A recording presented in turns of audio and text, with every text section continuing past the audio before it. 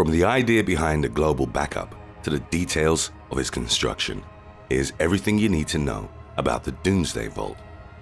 Before we begin, be sure to subscribe to They Will Kill You. Hit the like button and request any topics you'd like to learn about in the comments section below.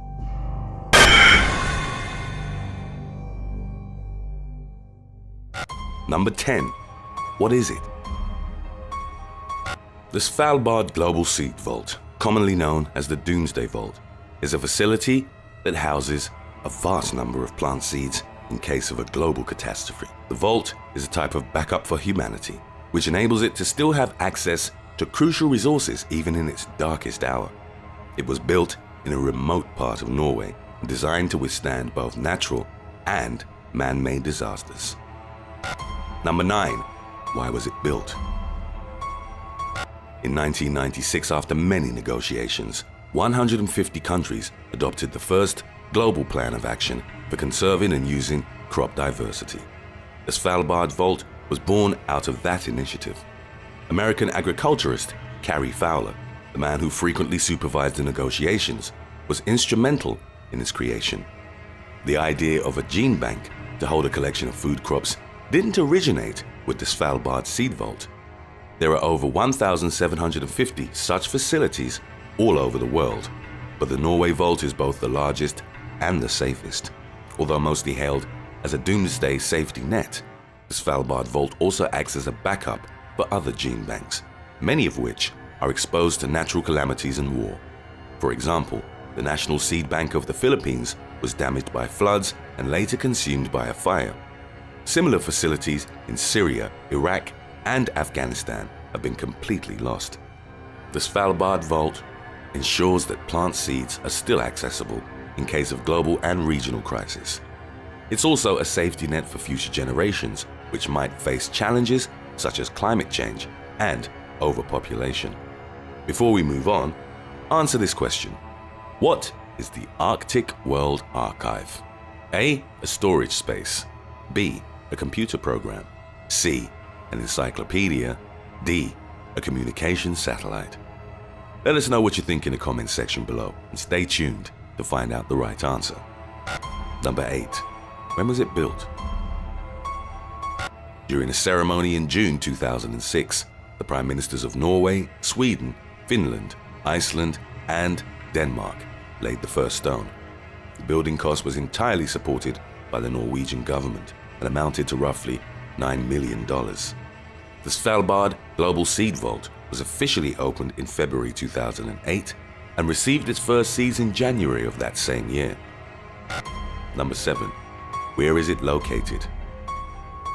The vault is located inside a mountain on the Norwegian island of Spitsbergen, which is part of the remote Arctic Svalbard archipelago. The sandstone mountain that houses the seed vault is known as Plateberget, which translates as Plateau Mountain. It's the farthest north anyone can fly on a scheduled flight, meaning that it's still accessible despite its remoteness. The location is roughly 800 miles from the North Pole. Number 6. Ownership and access. Management of the Seed Vault is shared between the Norwegian government, the Nordic Genetic Resource Center, or Nordgen, and an international non-profit organization called Crop Trust. The Seed Vault operates under a black box arrangement, like a safe deposit box in a bank. Norway owns the bank but claims no ownership over the contents of the seed deposit. The samples can only be accessed by the depositor under the terms of a treaty approved by 118 countries. Nordgen maintains the database of samples and depositors. The Crop Trust handles most of the yearly operating costs, while also assisting gene banks from other countries in packaging and sending seeds to the vault. The facility accepts funding from private foundations and various governments worldwide. One of its largest contributors is the Bill and Melinda Gates Foundation. Before we move on, official They Will Kill You merchandise is now available at theywillkillyou.com. It's out of this world. Number 5. Has it been used? As of the making of this video, the Svalbard Global Seed Vault has only been used once. Because of the Syrian civil war, ICADA International Center for Agricultural Research in dry areas had lost access to its seed bank in Aleppo. In 2015, ICADA was the first depositor to make a withdrawal from the bank. This consisted of several samples of wheat, lentil, chickpea, and others, to be used at work sites in Lebanon and Morocco. Many of the seeds have reportedly been redeposited since. Number 4. Storage. The samples are kept at a temperature of -0.4 Fahrenheit in 3-ply foil packages that are heat sealed to prevent moisture. Even though the facility is surrounded by permafrost, refrigeration units further cool the storage rooms so they reach the international temperature standard. Each sample is made up of about 500 seeds, which are sealed in an airtight aluminium bag. They're then deposited in plastic containers on metal shelving racks. Because the seeds are kept at low temperatures and have limited oxygen exposure, their aging process is slowed down. Priority is given to crops that play a key role in sustainable agriculture and food production. As of the making of this video, Norwegian law prohibits the deposit of genetically modified seeds in the Svalbard vault. Number 3. Design. The vault has 3 rooms and a total floor space of roughly 11,000 square feet. Even with half of its first room filled, it still holds the largest seed collection in the world. The vault can store up to 4.5 million samples, each containing 500 seeds. As of the making of this video, the vault holds nearly 1 million samples. The roof and vault entrance are filled with mirrors, prisms, and highly reflective stainless steel. The materials are part of an illuminated artwork called Perpetual Repercussion by artist Divik Sane, meant to emphasize the importance of Arctic light. Because of the reflective materials, the vault's entrance can be seen from afar. During summertime, it reflects Arctic light, and in the winter months, it's illuminated by a network of 200 fiber optic cables. Number 2. Security. Remote location is not the only means by which the vault's contents are protected. It also has a complex internal security protocol. There are cameras and sensors throughout the facility.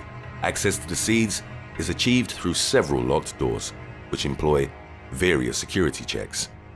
Polar bears that prowl the mountain outside provide an added form of natural protection. So, what is the Arctic World Archive? The right answer is A, a storage space. Located inside an abandoned coal mine on Svalbard, it does for information what the vault does for plants. The Arctic World Archive was opened in March 2017 and provides a secure space for the world's digital heritage and valuable data.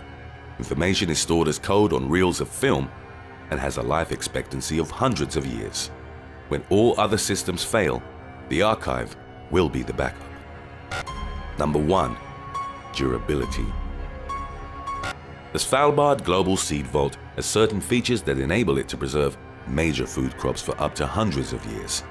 Some samples, including the most important grains, could potentially remain viable for millennia.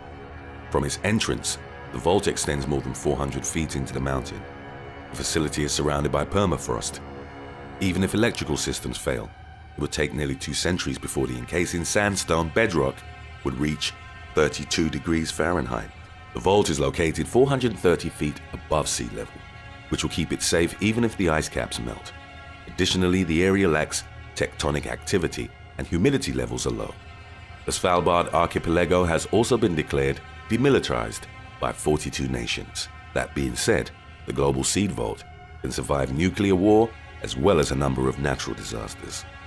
Should such catastrophes fall upon the world, the vault is one of humanity's best hopes for survival. Thanks for watching. In case of a global disaster, would you rather wait it out in an underground facility on Earth or embark on a space ark heading towards another planet? Let us know in the comments section below.